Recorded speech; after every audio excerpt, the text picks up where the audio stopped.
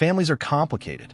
There are moments of love, laughter, traditions, and shared memories that tie us together. But sometimes, one person decides to burn the bridge and expects everyone else to cross the flames to reach them. This is the story of how my sister disowned our family, but still expected us to treat her like royalty. And no, this isn't fiction. It started several years ago with a rumor. A nasty, baseless rumor about my brother. One that, in the end, turned out to have absolutely nothing to do with him. But the damage was already done. My sister, let's call her Laura, didn't ask questions. She didn't confirm facts. She didn't talk to my brother. No, she went straight to social media, the modern courthouse of public opinion, and shared personal details about him, accusing him of things he had nothing to do with. She even told the world that her kids would never be around him again. Just like that. No trial, no conversation, just digital execution. Of course, we were stunned. The family tried to reason with her, quietly at first. But Laura wasn't having any of it. In fact, she doubled down. She began spreading even more outlandish claims, completely detached from reality, and refused to hear a word from anyone who defended him. Her relationship with different family members started to crumble. Slowly, one by one, people began to pull back. Some tried to mediate. Some stayed quiet, hoping she'd calm down. Instead, she sent a message to the entire family, a formal threat. If anyone dared keep contact with my brother, she would disown them. And more than that, she wouldn't allow them to see her children. My answer? No, I wasn't going to throw my brother away based on gossip. And neither did anyone else in the family. We stood by him. So, she followed through on her threat. She blocked us all on social media, stopped returning calls, refused to show up at family events. We didn't even get a courtesy message. And then, silence. For months. At first, it was sad. I missed my nieces and nephews. They were innocent in all of this.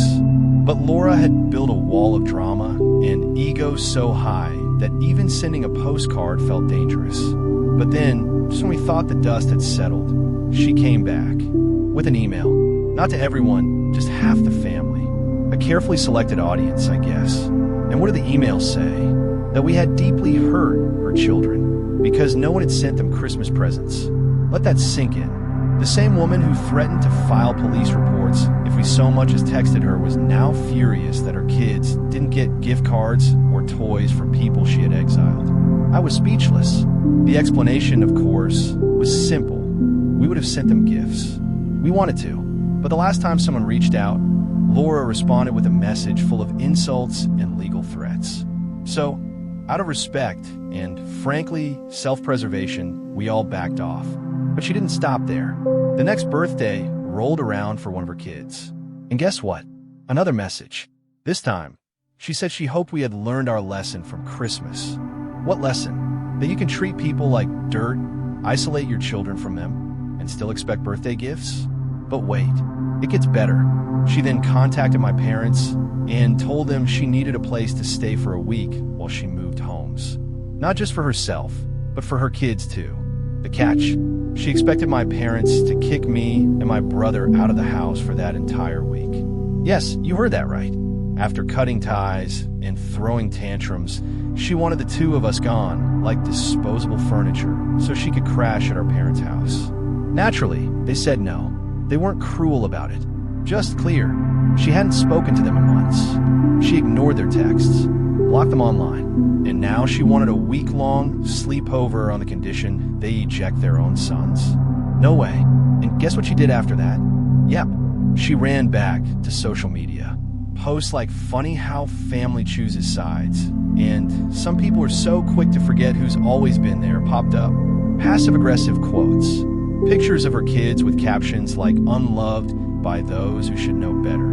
She flipped the narrative, claimed we had disowned her, that we hated her kids, that we never cared. Some people online believed her. Others probably just ignored it, but we knew the truth. I wish I could say things got better, but they didn't. We haven't spoken since. And while I do miss my nieces and nephews, I don't miss the drama. I don't miss the emotional manipulation. I don't miss the impossible expectations. Because what kind of person cuts people out and then complains that they're not being showered with love and gifts? It's like setting fire to a bridge and then asking why no one's coming over for dinner. We all held out hope for a while, that she'd come around, that she'd see the damage she'd done and maybe try to fix it. But sometimes people don't want peace. They want control. They want power. They want to be right. And in Laura's case, being right mattered more than being kind, more than being part of family. She chose that path, and we chose not to follow. So if you've ever been on the receiving end of a guilt-tripped dressed as a family reunion invite, if you've ever been cut off and blamed for holding the scissors, just know you're not alone. Family should be about love, respect, and forgiveness. But if all you're getting is pain, guilt, and ultimatums, maybe it's okay to walk away. Because love given under threat isn't love. And no matter what they say, you're not the villain for choosing peace.